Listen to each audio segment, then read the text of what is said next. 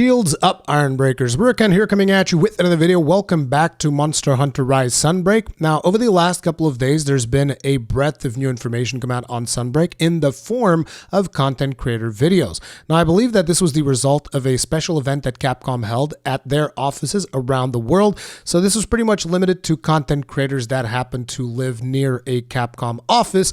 And naturally, as you can imagine, me living in Portugal pretty much excludes me from those events. So over these last couple of days, I've been trying to collate that information to the best of my ability. As a matter of fact, the day before yesterday, I spent like a good 6 hours collating information on Notepad, and then there was a power surge and I lost pretty much everything. So in my desperation, I went to Twitter and I was just like, I'm going to be real. There's so much new information and it is incredibly scattered across like Japanese videos, English videos, and I'm having trouble collating everything. If I make a video, I'm not going to be able to address all of the new things, and please link me anything you'd like me to take a look at. Now, I was very lucky because one of you guys over here, it was... Damn, there's a lot of replies on here. Skirik Rez linked me to a document, and here's the thing. I want to credit the person who made this document because I don't know who they are. There's no information in the document itself, but it was linked to me by Skirik Rez. And this document right here, it says Sunbreak June 2nd info dump. And I checked, a lot of the information that was in here was information that I had already seen for the document that I was researching. So I'm going to assume that this is pretty much legit. If you happen to be the person who made this document, please do reach out. I want to credit you. I want to put like a link or something in the description for you because this is extremely useful stuff for me because I had collated a lot of this already and then I lost all of it. And I was not going to be starting over from scratch. So let's talk about some of the changes that were released over the last couple of days.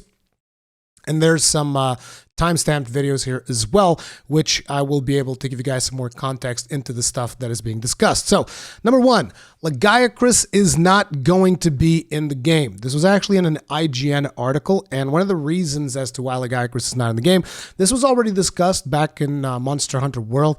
It is because of the amount of points in his belly that basically touch up against the ground. There's some kind of like technological limitation as to how that works. And that was already a problem in Monster Hunter World because they were trying to put Lagiacrus in Monster Hunter World. They weren't able to because of that. And essentially that seems to be a problem in Rise as well. Due to the verticality of the maps, it makes it harder for this monster to navigate the maps. And I think that the amount of points that touch the ground is also some problem for graphics, maybe. I don't know the exact stuff, but that's the reasons that they are giving. Essentially, Lagiacrus was designed to be fought underwater, on land and underwater. And some people will bring up, well, but he was in Generations Ultimate. Yeah, but was he really that challenging? Not really. You could beat him fairly easily. And I guess that Capcom wants to bring the old boy back when they can actually do him justice again. Monster Hunter 6, maybe, who knows? Underwater combat might be making a comeback. We don't know. But yeah, it's unfortunate, but, you know, Lagiacrus is not coming. Sorry, Super Rad. I'm pretty sad too. Anyway, no more Rampage. This again was confirmed in some website. I saw the website article where they talked about this. There will be other methods of getting Rampage tickets. I believe that this is referenced further below in the document. In a way, I'm surprised. But at the same time, you know, there was always a possibility that Rampages were not going to be coming back. I'm happy about the fact that they're not coming back because Rampages were not challenging. It was something that you could do in between hunts every now and then with your friends. But ultimately, the more Rampages you did, the less you wanted to do them, I felt like, over a long period of time. So, you know, I think it was a good experiment. It was a good thing that they tried it out and saw what it felt like to do that kind of gameplay. But ultimately, that was resolved from a story perspective, and it's not coming back to Sunbreak. There's something about the mount stage. So this is when you trigger the mounting of a monster. You guys remember that that is going to be, the wyvern riding is going to be optional in Sunbreak. So when you trigger the mount stage, it basically lasts the full amount that the monster would be sitting there. Now that is surprising, and I think that this might actually make things a little bit too easy. Here's the video for context. You guys can see right here. Let's actually go into theater mode. You guys can see right here that the monster is in mounted state and it's just like pretty much the full duration. It might be a little bit shorter. Like, I kind of feel like it might have been a little bit shorter. Like, look, this is him in the mounted state, and they're just like whacking at him. I'm still concerned because like some weapons are going to be able to dish out so much damage. Maybe it is a little bit shortened. I don't know. Because like I never really compared it, but I feel like in game, currently in Rise, it lasts a little bit longer. Maybe in Sunbreak they just shorten the duration and you'll just be in there the whole time if you choose not to mount him. And it works kind of like a clagger, as people have brought up before, which for those of you that don't know, Rurikhan, what the hell is a clagger?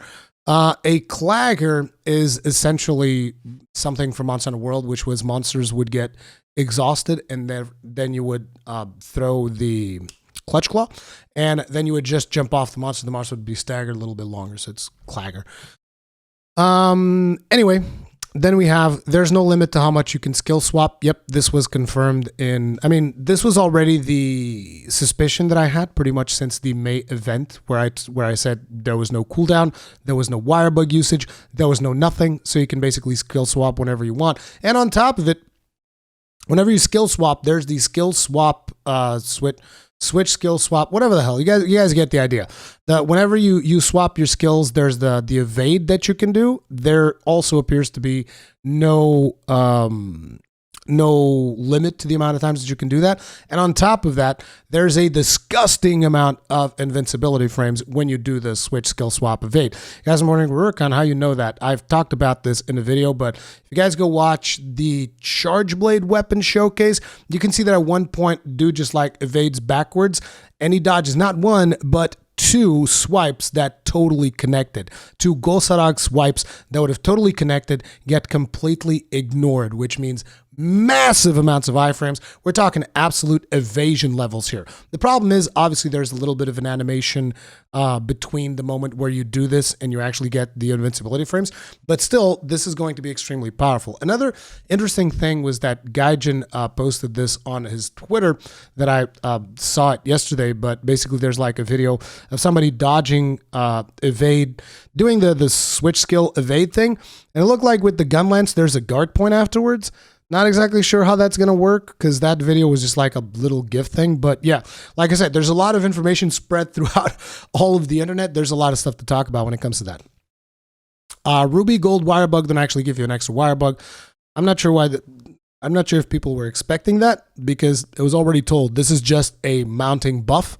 So yeah, these are the buff for mount. So I think that Ruby, one of them either deals more damage when you're mounted, I think it's Ruby, and Gold makes it so that the monster drops more shinies. Level 4 decorations are back. There is a screenshot here. You guys can see it. We can open it up in a different tab here, and you guys can see right there. That is clearly a tier 4 decoration. Those are making a comeback. The 100 Wyvern Rampage deco shown on weapons. I think that this means that you will be able to upgrade weapons, you know, the ramp up skills or whatever to get additional decorations. I'm not exactly sure what this is supposed to be. Anyways, there's going to be purple sharpness. This has been seen in multiple videos. Like if you go watch any of the multitude of videos that are out there right now, you will eventually see purple sharpness. Bleed now cures without 2 to 3 seconds of crouching. I don't know how many seconds it used to be. It always was about crouching, but not just that. There's a couple of more things here, which is the way that bleeding now works is it basically locks a portion of your health from recovery. So you will not be able to recover this portion of your health normally, but you can dodge and do all of that stuff, which was a little bit disappointing because I really expected bleed to be a high punishing skill for, you know, evading away with your wire bug and stuff like that, actually increase the amount of damage that you would take if you were to evade while bleeding. Like, I think that would be an interesting mechanic. But basically what they're doing is you get this purple thing, you can cure it by either using a consumable or by just like crouching down for a couple of seconds with a sheathed weapon, and that cures itself. But if you get hit while you have the bleed, and I'm not sure if this is exactly how it works, but this was the article that I read on this. If you get hit while you are bleeding, you're going to take a chunk of damage, but bleeding goes away. which is weird because that's not the way that it used to be. You had to actually remove the bleed. This basically simplifies bleeding to almost be kind of like Hellfire. Because if you guys remember, you get Hellfire. Hellfire doesn't really actually deal additional damage to you, but if the monster attacks you while you have Hellfire, Hellfire explodes, chunk of damage, and Hellfire is gone. Kind of feels like the same thing, except it locks away a portion of your health. And again, remember, it can be removed with consumables and all of that jazz. There's also a screenshot here that shows us that, you got your hub quests, master rank, hub quests, low and high rank. So these are probably, I'm assuming these are still the Kimura quests because, they'll be accessed from G rank as well if you want to do the completionism thing or all that stuff. There's some training quests, optional sub quests, which we already had in Kimura. These are basically the quests where it's go pick up 7 wire bugs, whatever. But the most important thing here is follower collab quests. These are going to be a quest in and of themselves, quest types in and of themselves that you're going to be getting access to. So this is not just village quest. This is a completely separate mode. And I believe that a little bit later in the article, here it is. The new way to get rampage tickets is follower quests, maybe, because apparently in the screenshot, I'm assuming this is from a follower quest. I know that the follower quest of the version of the game that they were playing is with Master Harlow on the Seregios hunt. And you can see that there's a red ticket here. I'm assuming that's why he's saying that this is how you get rampage tickets now. It actually would be pretty cool, I guess, if you can just get rampage tickets by doing follower quests instead. I'm not sure what the maybe it's not rampage tickets. Maybe it's a new kind of ticket that is, although it's weird because then you'd have to do these solo quests in order to upgrade your gear. You'd be playing with your friends and suddenly you're I finally crafted a new weapon. I have to go do a solo quest in order to upgrade it. I don't know. But there's definitely some special kind of tickets there. Maybe it'll be Rampage. Maybe it'll be something else. Who knows? There's a new Rachna-Kadaki subspecies because these are new types of arachnoids, which would indicate that most likely we will see a new type of Rachna-Kadaki. I'm expecting her to be blast with the colors of these insects. The current Rachna-Kadaki is fire. It's kind of weird to just be fire, blast, because you already have blood orange Bishaten, you already have magma Almudron, lots and lots and lots of fire monsters, and on top of it, it's here's a new one. Maybe I'm reading things wrong. Maybe this will be some kind of weird poison or maybe even bleeding, who knows? But from the coloration of the Rachna-Kadaki subspecies there, I would expect it to be blast, because like I said, we already have fire, so, whatever. Now, then we have specifics in regards to weapons. And this is where things get interesting because I just want to laugh at the longsword on this one. People are gonna be really mad at me because there's so many longsword players out there, and I've been recently I might have memed on the longsword a little bit too hard.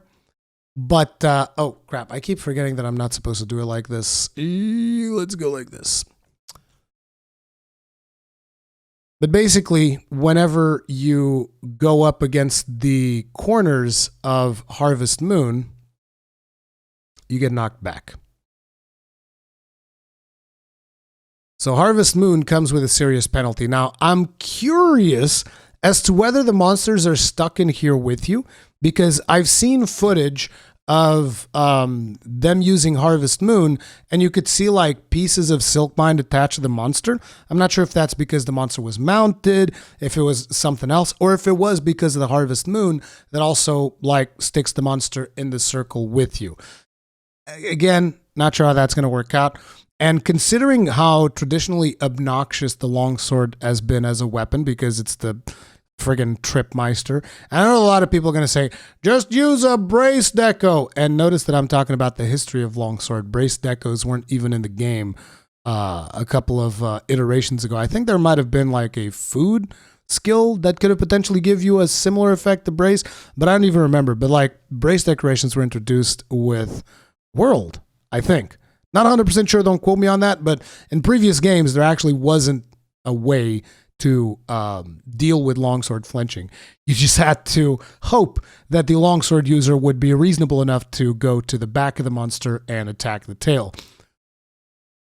Which, let's be real, nobody does that. But as I was saying, considering how obnoxious the history of this weapon has been, It wouldn't actually surprise me if when they do Harvest Moon, all the other hunters would be stuck in there with them. Imagine it's like, you're all in jail now with me for 30 seconds. It's like, what? But I thought it was funny. I think that there's going to be a lot of longsword mains malding out there, but hey, it is what it is. New Valor Guard point for 1 bug levels you up. This reminds me a little bit of Valor Parry, because I've seen the video that Henry did, because I don't really play longsword, obviously, but I saw the video that Henry did like a while ago about Valor parrying in Generations Ultimate, and it was pretty beast. But here's the move. See? You can see that he basically like does a parry, instantly slashes back, and that levels up the gauge, which is pretty friggin' beast. You don't even have to hit the monster. You just have to like land the counter on a move that the monster does, and that's that. So that is a pretty beast move, and like I said, it reminds me a lot of Valor Parry. Whether it is Valor Parry or not, don't know. Let me go back to this. I keep clicking the wrong way in here. Sacred Sheath uncharged when used. Okay, so we talked about Sacred Sheath already on stream. I guess I didn't really make a dedicated video to Sacred Sheath, but Sacred Sheath is basically was mistranslated. We talked about this in the podcast. So Sacred Sheath, whenever you start doing Sacred Sheath, if a monster attacks you, you get a Valor dodge. You can also do a counter. If you get a Valor dodge, your spirit gauge reduces by 1. If you, instead of doing the Valor dodge, if you do a counter, you don't lose gauge, and you can flow seamlessly into your spirit counter. Your spirit slashes, which are the right trigger attacks, you can flow into that faster, and you can even raise your level using it like that. And on top of that, you can eat the entirety of your levels in order to deal massive damage. So you can use, you can actually see it here. And again, like I said, I got to use Control click, please. Jesus Christ. I love how Google gives me redirect notices even though we're going to their own website. So you can see right there,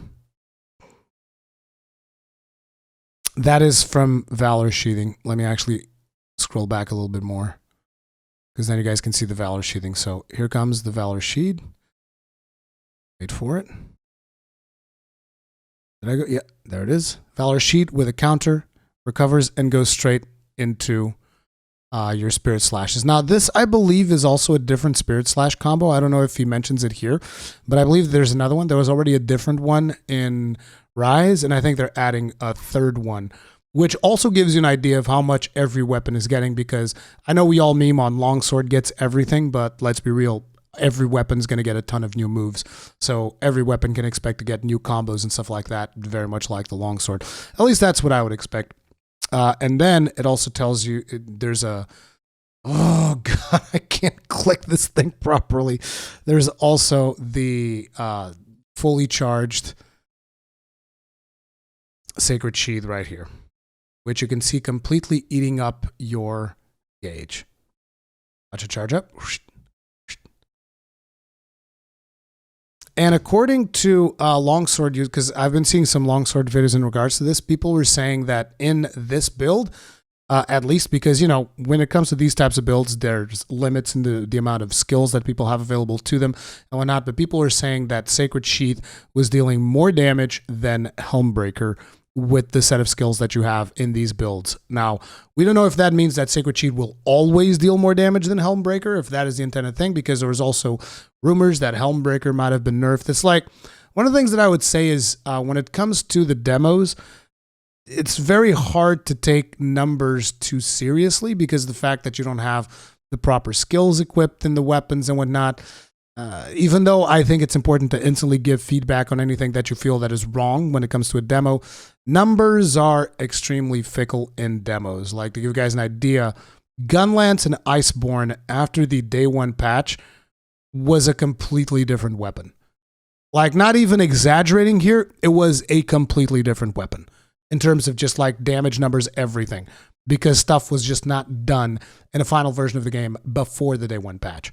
So yeah, we don't know exactly what numbers are going to look like, but right now it seems that charged up Sacred Sheath is going to be more powerful than Helmbreaker. And on top of it, I believe that you cannot do Sacred Sheath unless you have level 2 gauge. This is again where something that I saw in a video somewhere, because like I told you, I did like 6 hours of research the other day that I completely lost. But in one of those videos, I believe someone was saying that you cannot get Sacred Sheath off unless you have a level 2 charge. But that is most of the longsword stuff, I believe. I haven't really seen any analysis that shows whether or not you de-level while inside the Harvest Moon, because unfortunately when it comes to these types of events, these are extremely limited in terms of time. So, you know, people have limited time. They're trying to get good footage and they're not really looking for specific nuances. Oh yeah, let me see if I stand inside Harvest Moon, I can Helmbreak nonstop. But somebody might have seen it somewhere, and if they did, please let me know in the comment sections. I'll hit the little heart button so that your comment becomes highlighted so that everybody can see. And if you're watching this and you're curious, make sure to check out the comment section as well, because again, this is all information that is coming from English videos, Japanese videos, all over the place, extremely scattered. And I am so incredibly thankful to the person who made this document. Thank you, dude. I love you. You're amazing. Continuing onwards on the Greatsword, the only thing we really have is Hunting Edge costs 1 bug. Strong Arm Stance costs 2 bugs. But I would say if you want to know more about Greatsword, you should definitely check out Rage Gaming. I'll probably put a link to his channel in the description, but most likely you already know. I mean, he's way bigger than me, so you should know what Rage Gaming is. But Rage Gaming was invited to the event, and he's got exclusive Greatsword footage and stuff like that, and he's got other coverage of other weapons, so you should definitely check him out regardless. Then for the Sword and Shield, we have new Silkbind, and it says here, looks very useless, not going to lie. Oh, damn it, here I go again. Here we go again, insert meme. Let's take a look at that. I haven't seen everything on the document yet. But this is just a 30-second video of somebody using the new Silkbind. So the new Silkbind just kind of like moves towards the target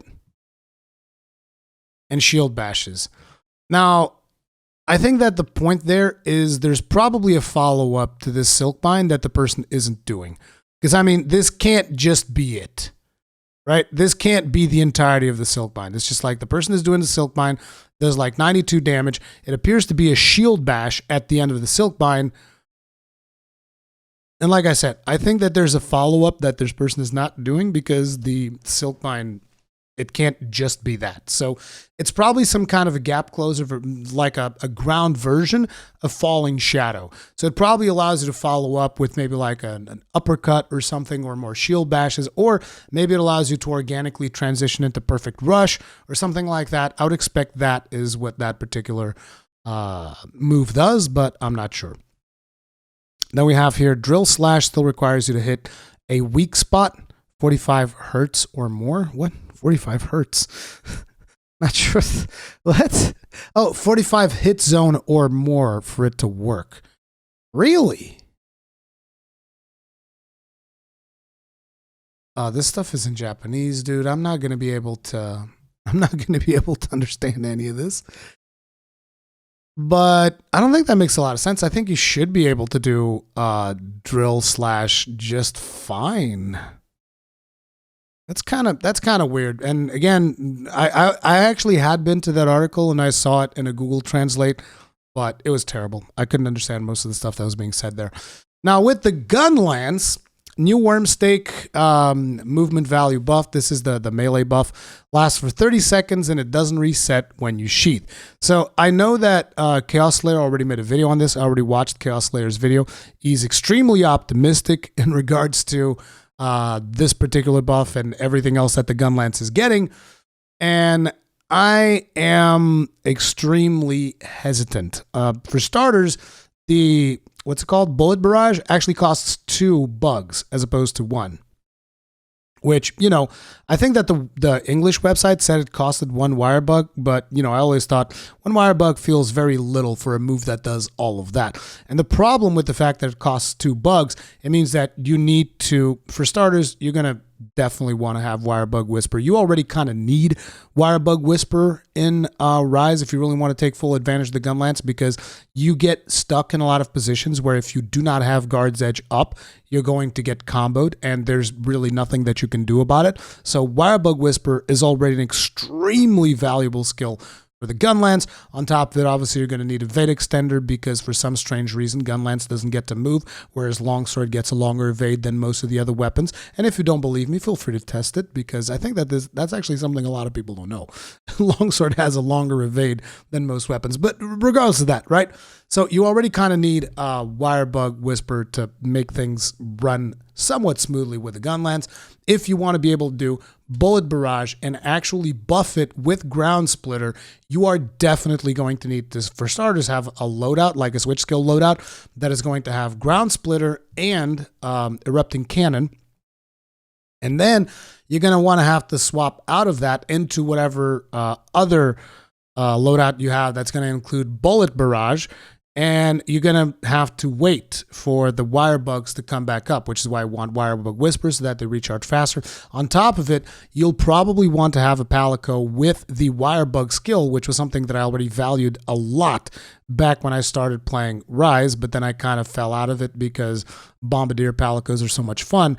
But I'm definitely going to start hunting for a Palico that is a Bombardier, and it's got the little skill with the wire bugs that they plop down, so that I can have 3 wire bugs as often as possible, because that's going to be pretty much mandatory if you want to deal as much damage as possible with Bullet Barrage while keeping up to date with your Ground Splitter buff, and also keeping up to date with your Erupting Cannon buff, which just puts the gun lance with ridiculous amounts of maintenance. Now, on top of it, another thing in regards to the gun lance was that you could actually see that the gun lance had, the values of shells were much higher. That is something that Chaos Slayer also analyzed in his video. And the thing about that is that we don't know what shelling level is on the Nargacuga gun lance that was being used in that video. If it's shelling level 4, then it was buffed. If it's shelling level 5, then it was buffed, but less. If it was shelling level 6, maybe it wasn't buffed at all. Because again, this is master rank, so we don't know what the shelling level is on that weapon. On top of it, one of the things we do know is that in that video, that weapon does not have any artillery at all. So, it's either a really high shelling level or a pretty beefy buff to shelling, maybe. We'll see. Looks like charge shelling might have been nerfed. The damage on Erupting Cannon is also extremely disappointing. It's really just there for you to use as a means to buff your melee damage.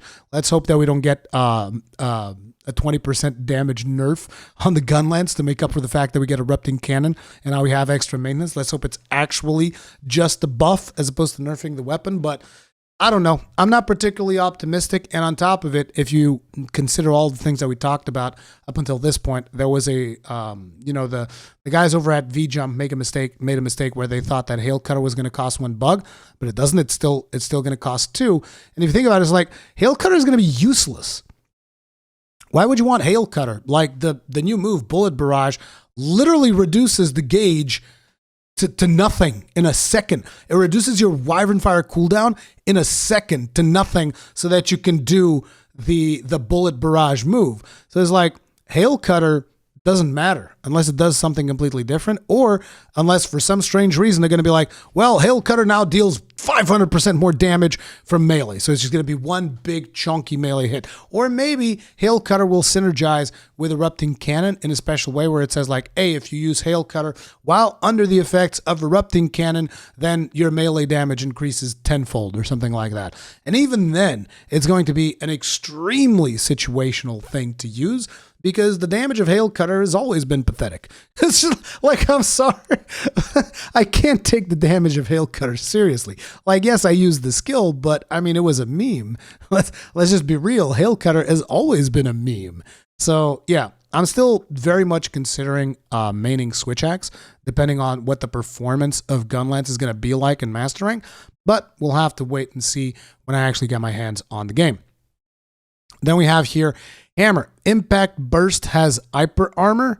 So that's the move where you spin the hammer, I think, and it gives you the buff. And then you also got Valor Dash as a 1-bug Silkbind. So that's a new Silkbind for the hammer. I actually haven't watched this one yet. That was weird.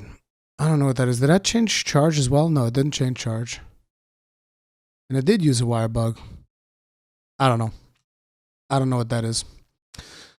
I'm not going to talk too much about hammer because I just don't know too much about it at this point. Hunting Horn, Impact Press, Shockwave, Ball does elemental damage.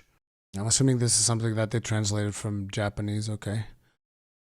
No, Hunting Horn. Impact Press leads into Infernal Melody. So Impact Press, I think, is the one where you kind of like do the flip. It's kind of like the, what's it called? It's kind of like the impact crater of Hunting Horn.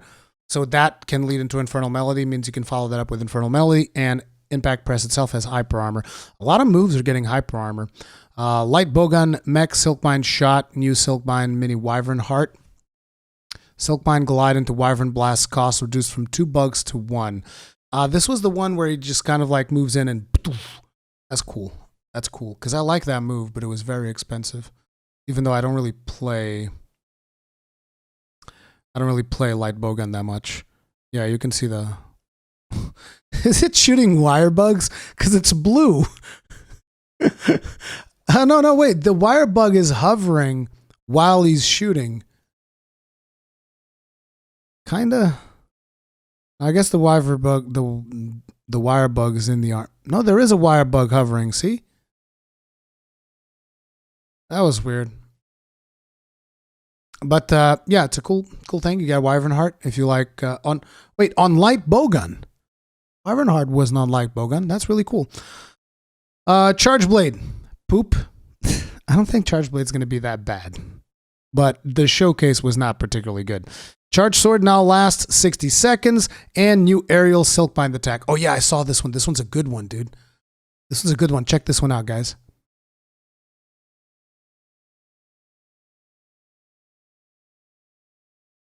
Need to cycle to it. Yeah, here it is. It's like some kind of a moonsault almost. Look at that. That looks cool as hell. And then it spins around, hits it again.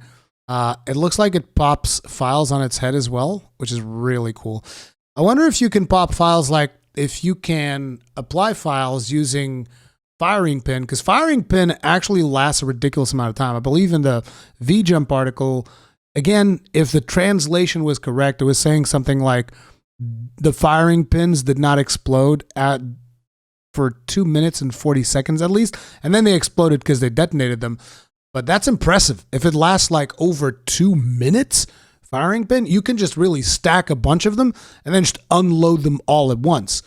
Which was something that I thought wasn't going to be possible, because I was like, okay, they're probably going to last like, what, 30 seconds, something like that. That's going to be a pain in the ass. But like, if they last long enough time, imagine that you could put a bunch of firing pins in dude's head and then, boom, go in with whatever this moonsault thing is and just unload. That'd be pretty friggin' beast. So I think that's cool.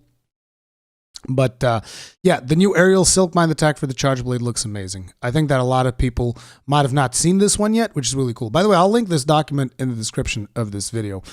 Anyways, Switch Axe. New counter consumes 2 bugs. You enter a stance that drains your sword gauge steadily. If you time the next input correctly, you automatically enter Empt mode. Basically a Yai Spirit Slash for Switch Axe. Okay, I wasn't actually able to see the counter in that video because I don't know, maybe it was just like the information in Japanese. That's how he got that information, but I don't understand Japanese, so I don't know. But yeah, basically Ice Spirit Slash for Switch Axe, and then you got 2-stage Morph Slash Insane Gauge Gain. Very curious about that one. Let's see what we got here.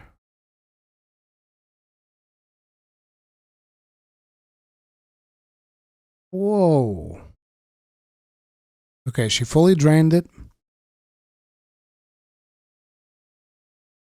There it is. Oh, it doesn't even need gauge just because... Holy crap. Yeah, that 2-stage Morph Slash is looking hella good. I just need to master the move set of Switch Axe a little bit more. But Switch Axe is looking hella spicy. Switch Axe has been solid all throughout Rise, in my opinion. Anyway... Then we have Lance. Downward thrust can hit up to 5 times. That's a lot of hits for no damage. See it? Oh, they don't actually show it. It's probably yeah, they don't actually show it. This is probably information that is in. Oh no, there it is. It didn't really hit 5 times, I don't feel like, in that particular down there. But it's like it. What I heard was that there's 1 hit going up. There's potentially 3 coming down and 1 more at the end. That's the way that I believe I read it in the V-Jump article. New guard advance thing does not consume stamina, so, you know, the new shield bash. I find it funny that even he called it new guard advance thing. It's called shield bash or whatever it was. But yeah, it's basically a new guard advance. Difference is guard advance consumed an ungodly amount of stamina if you ever used it. This one does not consume stamina, so it's just like a better guard advance, basically is what it is. It's a better guard advance with an instant shield bash, which was, I feel like, the main reason why people would use it. Twin Vine cost was reduced to 1 bug, and it still sucks. Isn't that impressive? Now, I guess with 1 bug, you can kind of justify it because you can really just stay on top of the monster. But still, like, I don't know, Twin Vine is not the most impressive of skills. Then we have new skill, Redirection. Give back a certain amount of wire bug recharge upon successful swap evades. Interesting. Is this the Lunagaron armor skill? Because I know that one of those is that. Wait, what the hell was that?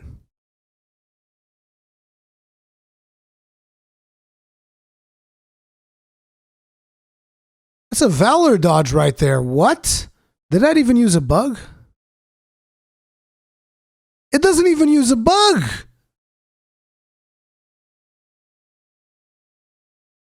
Yeah, I think that is Lunagaron's skill. Lunagaron's got like something that interacts with switch skill swap. And it looks like you get wire bug recharge and when you successful swap evade. But that was a really fast swap evade. Like, seriously? Look at that. Look how fast that is. That wasn't even like the animation thing that we're talking about. Sees in red. Goes to blue. Boo. It's like damn near instant. That is brutal. But anyways, this video is actually even longer than I had planned for. This is all the new information that, you know, I actually found less than this. This guy found way more than I did. It's the new information. It's my thoughts on it. You guys let me know what you guys think about it. Hopefully you guys enjoyed this video. Once again, if you guys know who did this, let me know so that I can give him credit. And there will be a link to this document in the description of this video. I'll see you guys in the next one. Stay strong. Stay safe. Peace out.